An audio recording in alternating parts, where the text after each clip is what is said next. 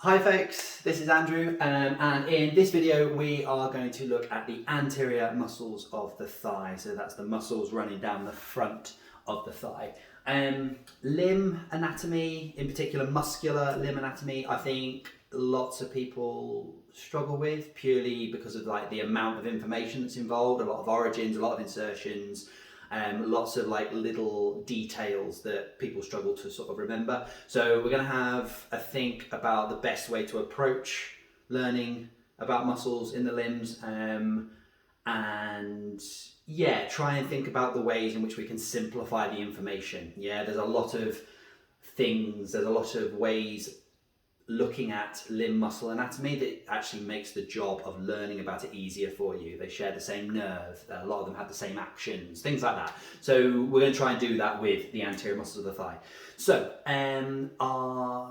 your basics to build on. So if you take nothing away from this video, the things I want you to take away are, let's say, 1, the anterior muscles of the thigh are going to be involved in hip flexion and knee extension. They are the movements that we're focusing on, hip flexion and knee extension.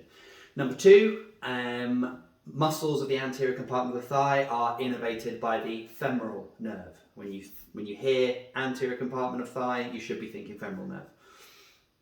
Number 3, there are 8/9 muscles in the anterior compartment of the thigh, and we can break them up into muscles that only cross the hip joint, muscles that only cross the knee joint, and muscles that do both. And that's a nice way of breaking those muscles up into smaller groups. Okay. Number 4, don't let sartorius catch you out, and I'll explain what I mean when we look at it. And then finally, number 5, pectineus doesn't like to be labelled, respect its choices. Yeah, I think they're the ones to focus on. So let's start at the beginning and see how we get on. Okay, so very quickly to start off, the movements of the anterior compartment of the thigh, we said hip flexion and knee extension. So your first thing is you have to be very clear what those movements are, yeah? Hip flexion is moving the thigh anteriorly, yeah? That is hip flexion. And then knee extension is moving the leg, the tibia, anteriorly. So that's straightening your knee out, yeah? So hip flexion, knee extension. And that makes sense, doesn't it? Because if we're thinking about anterior muscles of the thigh, if you imagine a muscle crossing the hip joint down the front, when that muscle shortens, it's going to pull the leg forward. Yeah. Likewise, a muscle going over the front of the knee joint, when that shortens, is going to pull the leg straight. Yeah. So just be very clear. Hip flexion, knee extension. Yeah. And obviously, the muscles that cross the hip joint are going to be the ones that are involved in hip flexion. The muscles that cross the knee joint are the ones that are going to be involved in knee extension. And the muscles that do both are going to be involved in both. Yeah, cool.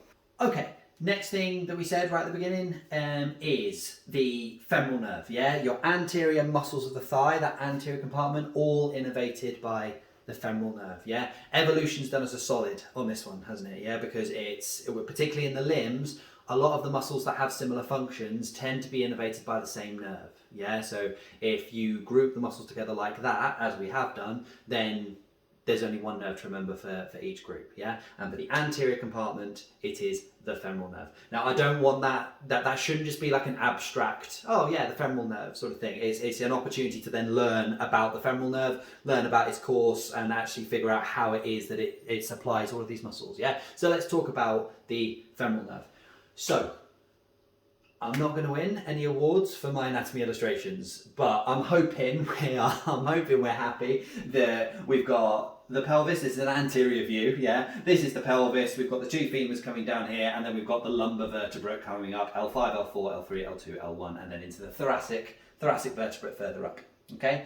Now, if we're talking about innervating skeletal muscles, yeah, so muscles that we can consciously control, we're talking about the motor nervous system, yeah, and your motor nervous system, as it comes out of the spinal cord, it comes out usually in plexuses, doesn't it? Yeah, remember a plexus is just I don't know, like an orgy of nervous tissue. Yeah, you've got nerve roots coming out of the vertebrate, and they all come together, they pull apart, they swap neurons, they mix and match fibers, so that the nerves that come out the other end, the ones that actually go off to the muscles, are carrying neurons from usually a couple of different spinal cord levels. Yeah, and we've got loads of plexuses in the body, and for the motor nervous system, we've got the cervical plexus in the neck, the brachial plexus, which supplies the arms, and then for the lower limbs, we've got the lumbar plexus. Yeah, so the lumbar plexus, everything from about T1 down to L4, all of these nerve roots are going to come together to spit out the nerves that end up supplying the lower limb. Yeah. Now, I'm not going to do the lumbar plexus in a huge amount of detail. We're going to focus on the femoral nerve. The femoral nerve specifically is made up of the L2, L3, and L4 nerve roots. Yeah. So remember, the nerve root at this level, the nerve roots come out underneath their vertebrae, don't they? So the L2 nerve root is going to come out underneath the L2 vertebrate. L3 coming out underneath L3. L4 coming out underneath L4. Yeah. And within the greater plexus, these nerve roots will come together to form the single femoral nerve. Okay? Kind of worth mentioning at this point, we've not talked about the muscles yet, but actually where this is actually happening is behind one of the muscles that we're going to talk about, one of the powerful hip flexors, psoas major. Yeah, so actually there would be a muscle in front of all of this, and the plexus is sort of behind it. But yes, so this is where the femoral nerve is formed. In terms of where it goes from there, so we've got, so if this is the pelvis, we've obviously got the ilium at the top here. This is the pubis, and with the ischium at the back. Yeah, the femoral nerve does sort of carry on round, sort of following the pelvis as it goes round. Once it gets to the front of the pelvis, it's going to pass underneath a very important structure. So just to put this in perspective a little bit, if this is the ilium, yeah, this is the crest of the ilium, that is going to make this prominent here and here, your anterior superior iliac spine, and this one down here as your anterior inferior iliac spine. Yeah, and the structure that I'm referring to is a ligament that passes from here down to here. This is the pubic tubercle, and this ligament, this fibrous ligament that comes down here, is your inguinal ligament.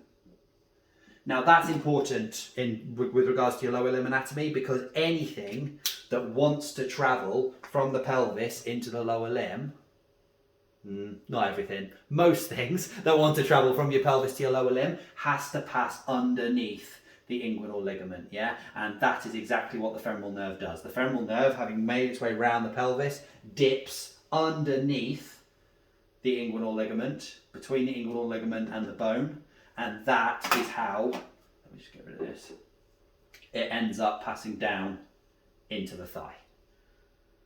Yeah, underneath the inguinal ligament. And actually, it's potentially a little bit more lateral than that, actually, because in terms of other structures that pass under the inguinal ligament, you're also going to have your femoral artery, which is going to be the next one across. So the femoral artery is going to be crossing the ligament, underneath the ligament, sort of like that. And then you're going to have your femoral vein, which also crosses the ligament underneath like that. Yeah, femoral nerve, femoral artery, femoral vein. Yeah, navy is the way to remember it, from lateral to medial. Navy, N-A-V-Y, nerve, artery, vein, and then Y fronts to suggest the middle. Yeah, but we're focusing on the femoral nerve. The femoral nerve, having been made from L2, L3, L4, forms the femoral nerve, passes underneath the inguinal ligament to then go down into the thigh. Yeah, once it's in the thigh, the femoral nerve actually has a relatively short course. Once it gets into sort of the proximal thigh, the femoral nerve then will literally just explode into a whole meshwork of fibers. Yeah, it will literally give off loads of individual branches. Yeah, now the majority of those branches are going to be muscular branches.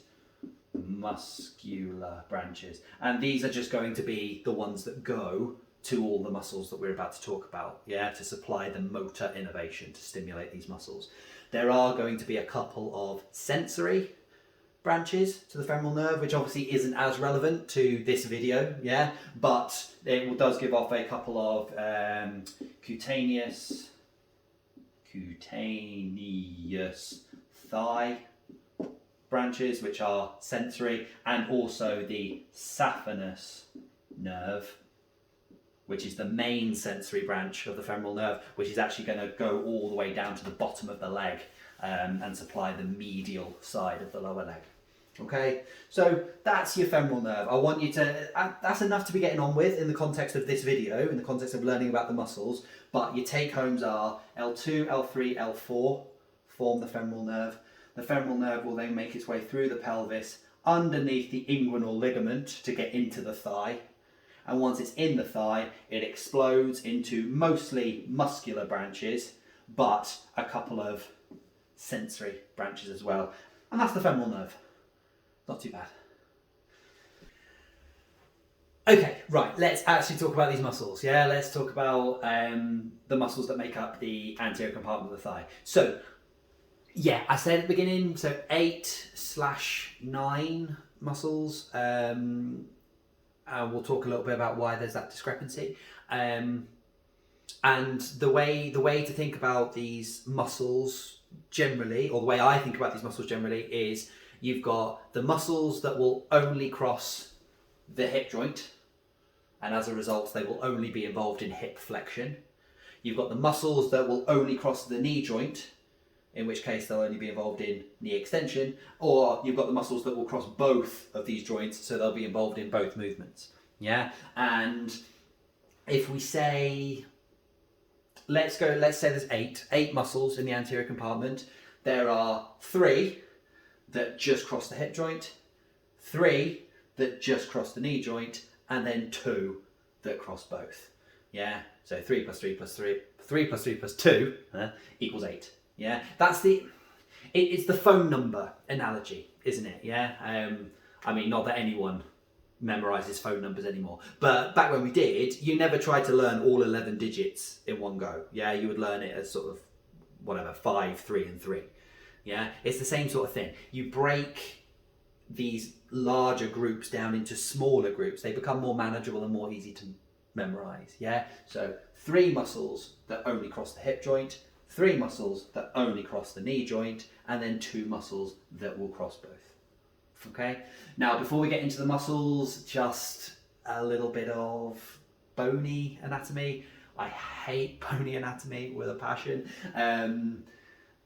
The trick with bony anatomy is keeping it relevant. Yeah, there's no point trying to learn landmarks if you don't understand why the landmarks are useful or important or significant. Yeah, so I'm only really going to talk about the landmarks, the bony landmarks here that actually are involved in the muscles of the thigh. Okay, so and a couple we've already mentioned. Yeah, so obviously we've got our vertebrae down here. Yeah, T12, L1, L2, L3, L4, L5.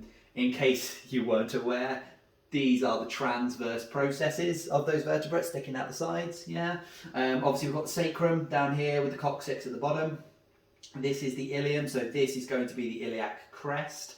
This space here, if you visualize a pelvis, you've got that sort of bowl, haven't you, in the wings of the ilium. So this is going to be your iliac fossa, this space here.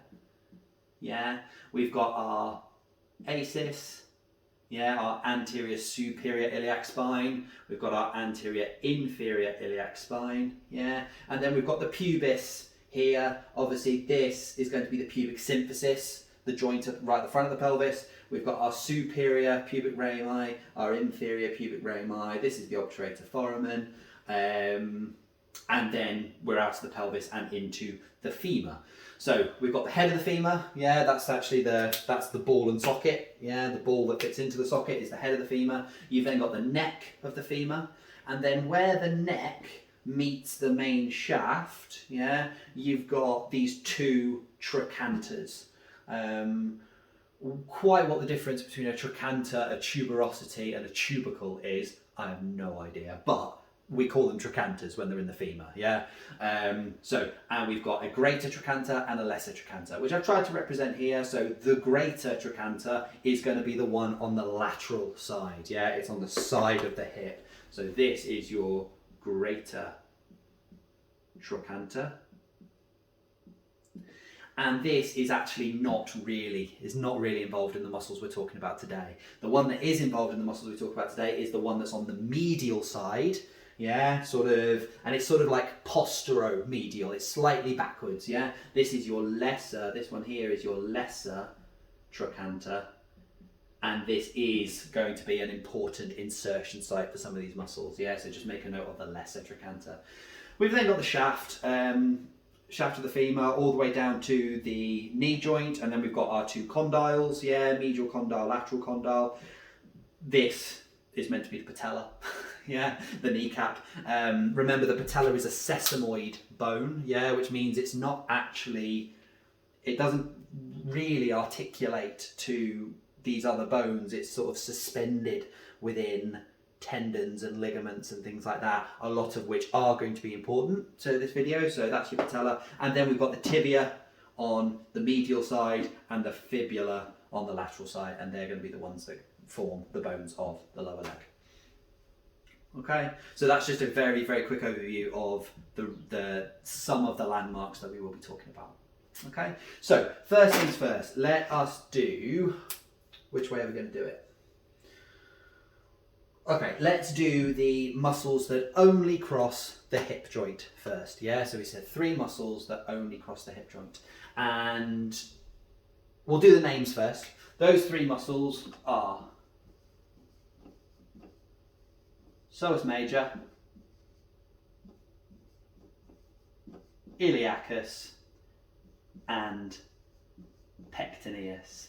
I'll talk about pectineus in a second. Remember, I said doesn't like to be labelled. This is me trying to label it, so I'll explain that in a second. But these are the 3 muscles that will only cross the hip joint. So they will only, with regards to our hip flexion and our knee extension, they're only going to contribute to hip flexion of those. Okay? Now, psoas major is going to come off the lateral aspects of your lumbar vertebrae. So that includes the lateral aspects of the bodies, the lateral aspects of the discs in between the bodies, and the transverse processes.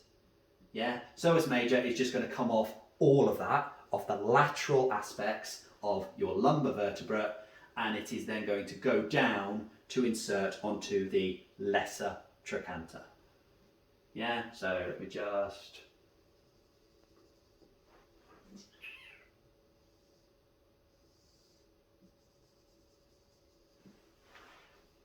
psoas major, yeah, lateral aspect of the lumbar vertebra, including the transverse processes, the lateral bodies and the discs, all the way down to the lesser trochanter of the femur. So that's psoas major. We do the same thing with iliacus. Iliacus, so we got as far as saying that the iliacus comes from the ilium down to the proximal femur. We can now say that iliacus comes off the iliac fossa, so all around here, and will also go down to the lesser trochanter. Yeah, iliacus, iliac fossa to lesser trochanter. Yeah, and actually the really nice thing about this is because these two attach to exactly the same insertion site, what you find is once you get down here, the tendons of these muscles actually fuse into one. So you might even see these two written as iliopsoas. Psoas. Yeah, as like one functioning unit. Yeah, because actually, by the time we get down here, it's all just one tendon. Okay? And that's psoas major and iliacus. These two are by far the most powerful hip flexors. Yeah, the muscles involved in flexing your hip, these are the 2 big ones, okay? Which, when you then look at this, means you can, yes, definitely think of psoas major and iliacus as your hip flexors. Think of your lesser trochanter of the femur as the bony landmark of hip flexion. yeah? Because both these muscles, these powerful muscles, insert onto the lesser trochanter. So that's another, just a little bridge to try and make bony anatomy relevant. Yeah, because otherwise it's just dry, isn't it? In every sense of the word, yeah? But like, so the lesser trochanter is your bony landmark of the femur for hip flexion. Okay? Right, pectineus. So I said one of my basics to build on was pectineus doesn't like to be labelled and respect its choices. The reason I've highlighted that is because it can cause some confusion because different sources will say different things. Some sources, some textbooks, will say that pectineus belongs in this group, this video, the anterior compartment of the thigh, yeah? The reason for that is because in the majority of people, pectineus is innervated by the femoral nerve. So neurologically, it makes sense for pectineus to belong in the anterior compartment of the thigh, yeah? But if we have a look at pectineus itself, yeah, so pectineus, we got as far as saying it goes from the pubis to the proximal femur. To be more specific, pectineus comes off the superior pubic ramus, yeah, this top bit here, and then inserts, it's actually just below the lesser trochanter. There is just a tiny little ridge here, which is called the pectineal line. Yeah, nice and easy to remember, yeah. So then pectineus will come down here, like that, okay? Now, so superior pubic ramus down to pectineal line of the femur, yeah? Now if you look at that muscle, you look at those muscle fibres, yes, with the eye of faith, you could say that when this muscle contracts, it will pull the femur forward, it will have a role in hip flexion, but actually there's a far more powerful movement that pectineus can do. It's going to pull the femur in, isn't it? Yeah? So pectineus, actually its main role is adduction of the thigh. Yeah, rather than hip flexion. It does a small amount of hip flexion, but mostly it's adduction. So functionally, you could argue that pectineus doesn't belong in the anterior compartment of the thigh. It actually belongs in the medial compartment of the thigh because they're the muscles primarily responsible for adduction.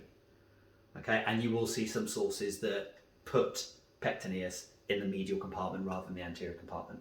Okay, now obviously it's less than ideal, isn't it, when you're a student learning about trying to get to grips with all these things and you've got different sources saying different things. Yeah, from an exams point of view, you probably need to check like what your university says is the right answer. From a learning point of view, the reason I jokingly say, it doesn't want to be labelled respect its choices is because if you've got sources saying different things, there's probably a reason why they're saying different things, and actually understanding those reasons helps you understand the muscle far better. Yeah, you'll know that pectineus is an anterior muscle because it's innervated by the femoral nerve, but it's also a medial muscle because it works to adduct the thigh. Okay, so that is pectineus. Okay, and these are our three muscles that are crossing the hip joint. You've got psoas major coming from the lateral aspects of the lumbar vertebrae down to the lesser trochanter. You've got iliacus coming from the iliac fossa down to the lesser trochanter, and these two combine as the iliopsoas tendon, yeah? And then you've got pectineus coming off the superior pubic rami down to the pectineal line of the femur, roughly just inferior to where these two, and that is our one that does flex the hip to a degree, but actually its main role is adduction of the hip. Okay? Right, so coming up next, let's have a look at the muscles that cross the knee joint and only cross the knee joint. Yeah, so these are going to be the muscles that don't have a role in hip flexion. They're only going to have a role in knee extension. Yeah, now a little bit earlier I said that there are another three that only cross the knee joint, possibly four. Yeah, so this is where we can talk about that potential extra one. But certainly three important ones, I would say, that cross the knee joint. So talking about knee extension, generally, as a movement, the muscles that are mostly involved in knee extension are going to be your quadriceps. Yeah, and that's a term that even most of the general public have heard of. Yeah, your quadricep muscles on the front of the thigh. These are going to be immensely powerful muscles. Yeah, you think about everything that we need to extend our knees for: standing up, walking, running, jumping. These all involve knee extension. Yeah, so these are going to be incredibly powerful muscles that will cross the knee joint in order to straighten the knee out. Okay, and obviously quadriceps implies 4. We're only going to talk about 3 of them to begin with, because there's only 3 of them that only cross the knee joint. Okay, now it's nice and easy. All 3 of these muscles are called vastus. Yeah, vastus. And then, depending on which vastus you're talking about, is really depending on where off the femur the muscle has originated. Yeah, so if it's come off the lateral side of the femur, it's going to be vastus lateralis. If it's come off the medial side of the femur, it's vastus medialis. And if it's come off in between those two, it is vastus intermedius. Yeah, nice and easy, okay? And it really is that simple. So if we then have a look at these muscles, so again, let's try and keep this principle going. To begin with, you just need to be happy that these 3 muscles, they come off the femur and they insert below the knee. Yeah, now, technically these end up inserting onto the patella, but indirectly they end up inserting onto the tibia. Yeah, and we'll talk about that in a little bit. But when you first approach this, I would say, yeah, these 3 muscles, femur to patella and tibia, and that's it. You go forward into a bit more detail, you can then say, actually, well, all 3 of these muscles, yeah, coming off the proximal femur, they do all come off the sort of the top half of the femur, yeah, and will then insert as a tendon onto the patella, and then as a ligament onto the proximal tibia. Yeah, they come together as a tendon to insert onto the patella, and then via a ligament onto the proximal tibia. Yeah, and then only once you've got to grips with that, you then look at it all in more detail. Yeah. Now, actually, I would say there isn't a huge amount of,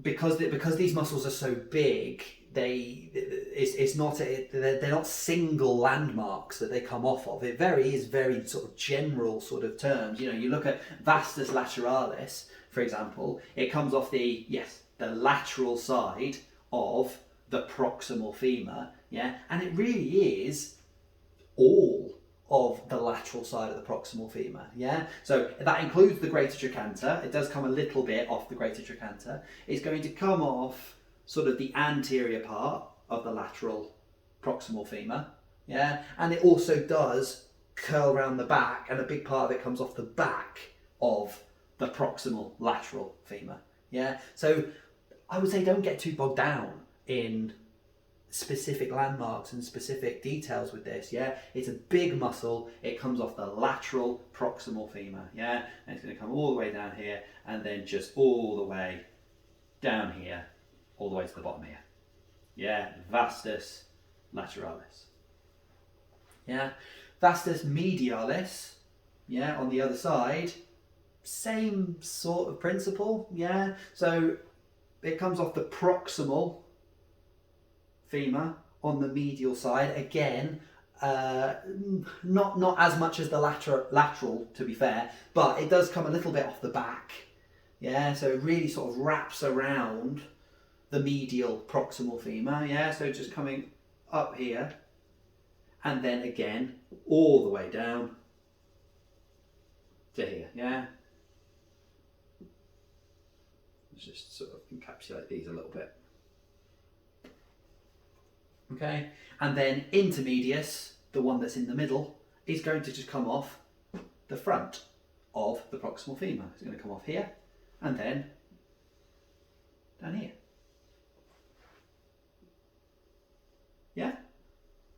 And it really is that simple, yeah? Vastus lateralis, vastus intermedius, and vastus medialis, yeah? Now, let's talk a little bit about how they insert, okay? So, technically, above the knee joint, all of these muscles are going to come together to form the single quadriceps tendon. Yeah? So these three muscles, plus the one I've not talked about yet, I will come to it, yeah? They come together above the knee to form the quadriceps tendon. And it's the quadriceps tendon that inserts onto the patella.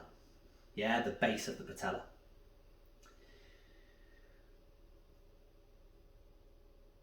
Off the base of the patella, at the same time, you then also have the patella ligament, which is then going to come down to insert onto the tibial tuberosity. Tibial tuberosity, which is on the proximal anterior femur. Yeah, so technically, your quadricep muscles insert onto the patella via the quadriceps tendon. You then have your patella ligament that comes off the patella to insert onto the tibial tuberosity. So indirectly then, this is all, and it does all just kind of blend into one sort of, you know, I said that the patella is a sesamoid bone because it's just completely suspended in tendinous and ligamentous tissue, yeah? This is all, it's all interconnected, yeah? And when these muscles contract, the whole apparatus is going to move in response to these muscles contracting, yeah? So, yeah, technically, quadriceps tendon down to the patella and the patella ligament down to the tibial tuberosity. But in reality, it's all the same framework of connective tissue, so that when these muscles contract, it is the tibial tuberosity, the front of the tibia, that is pulled anteriorly in order to straighten the leg. Yeah? So they're your vastus muscles, yeah? So these are the muscles, and you can appreciate that they don't cross the hip joint at all. So they're not, these are the muscles that are not involved in hip flexion, they are only involved in knee extension, yeah? And these are 3 out of your 4 quadriceps, okay? Now, yeah, I said there is one more muscle, technically, that contributes to this group. It's definitely our winner for, like, shit muscle of the week. Like, I think you'd be forgiven for never coming across it. There is technically a very small muscle. Let me just put it in a different colour for the sake of demonstrating it. There is a very small muscle right at the bottom here, which comes off sort of the anterior distal femur and goes down to insert onto one of the connective tissue cushions that surrounds the patella bone. Yeah, so the bursa, we call them bursa, so little pockets of synovial fluid that surround bones to help with movement and stuff like that. There is a bursa just above the patella here, and we've got a very small muscle that attaches to that bursa there. Now this muscle is called articularis genus. Yeah, and technically it's innervated by the femoral nerve, so it falls into this group, and it works by, when you want to extend your knee, you have to lift all those bursa up in order for the patella to move upwards with it.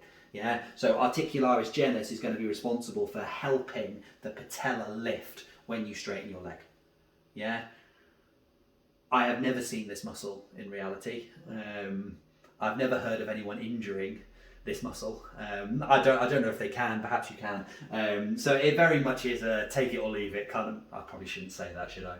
But you know what I mean, it's definitely not as important as these main ones, yeah? But just be aware you might come across one called articularis genus, and that would, I suppose, fall into this group as the ones that are only involved in knee extension. Yeah? Cool. Okay, and then finally we've got the muscles that do both, yeah? So we've talked about muscles that have only crossed the hip joint, so they're only hip flexors. Muscles that have only crossed the knee joint, so they're only knee extensors. We've got two muscles that do both, yeah? Now the first of those muscles is going to be our final quadricep, yeah, to make up that group of four, and that muscle is called rectus femoris.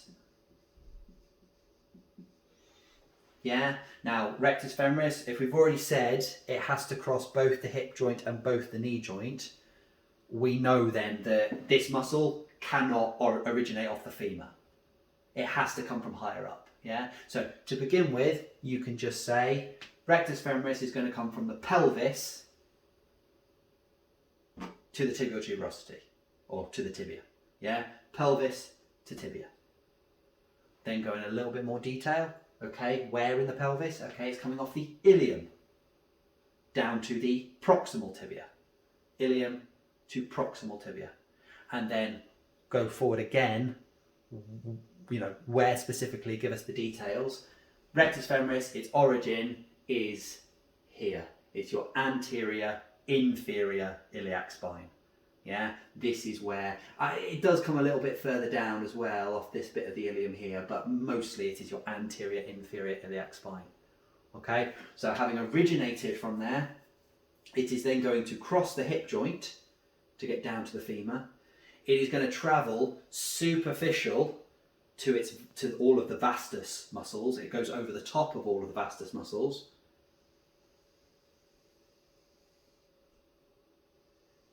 All the way down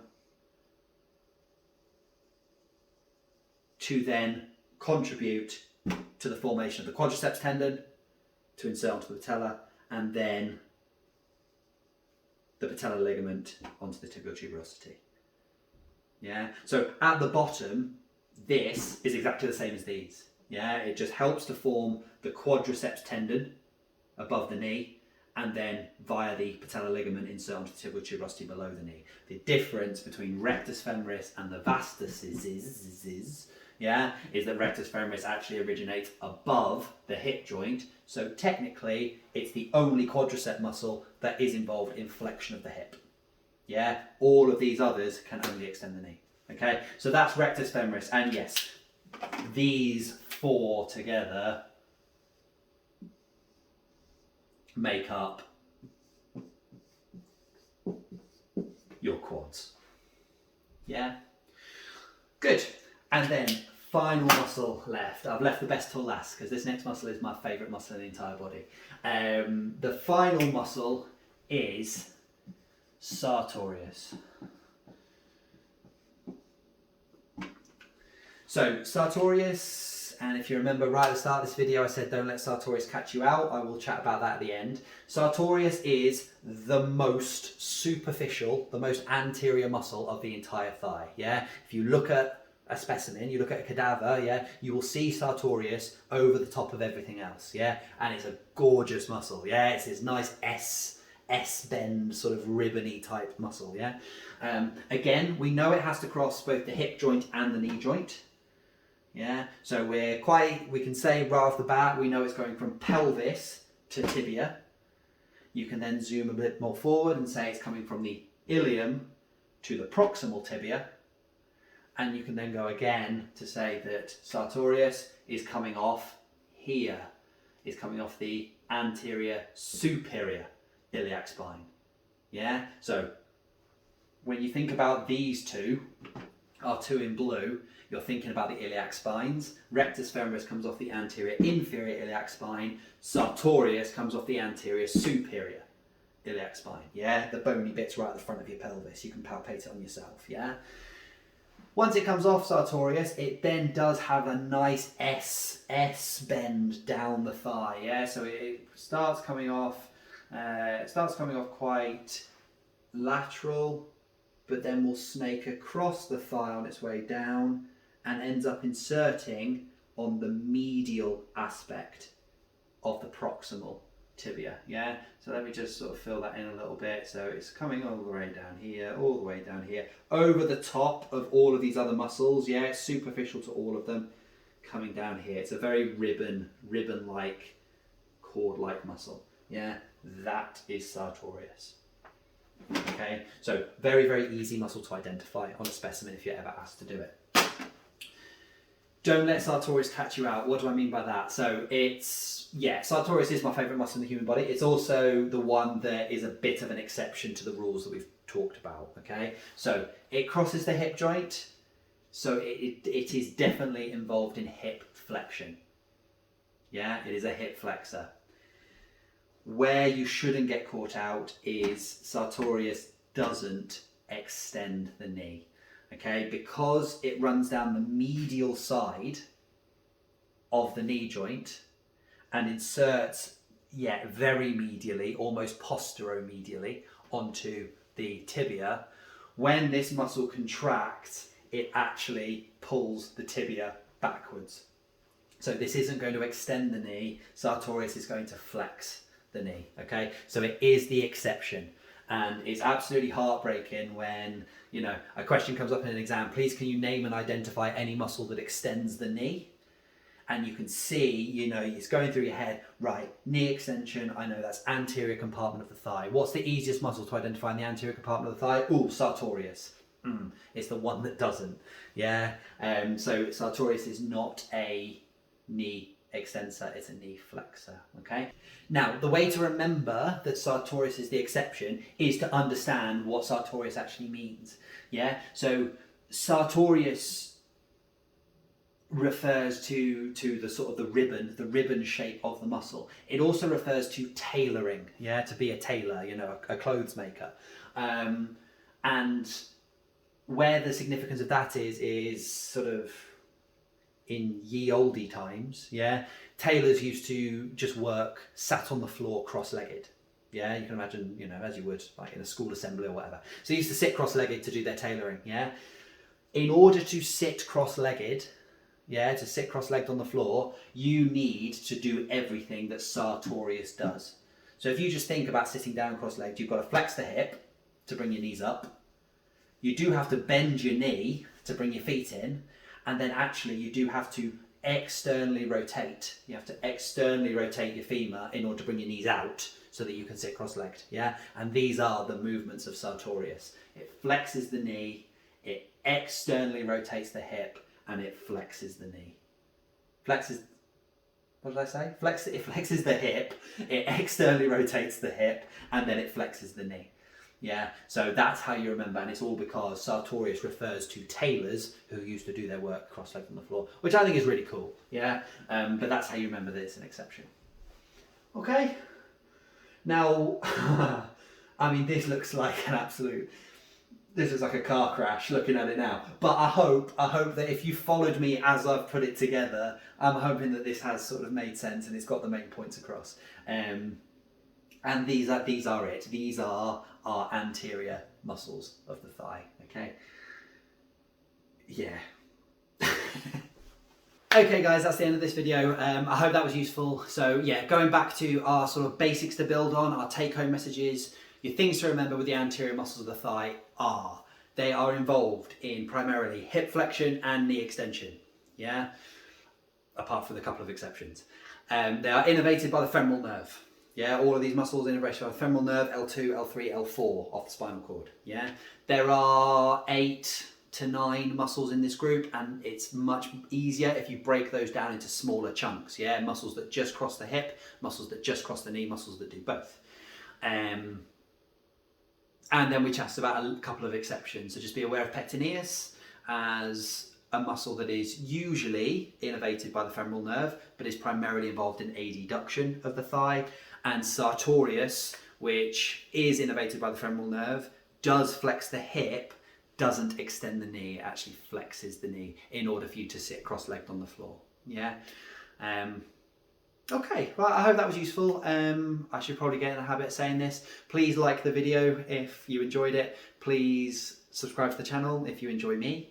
And if you've got any feedback, good or bad, please put them in the comments. I'll keep an eye out for it. I'm going to crack on with the next video, I think. I'm in the mood for it. So yeah, hopefully I'll see you in the next one. Thanks guys, all the best.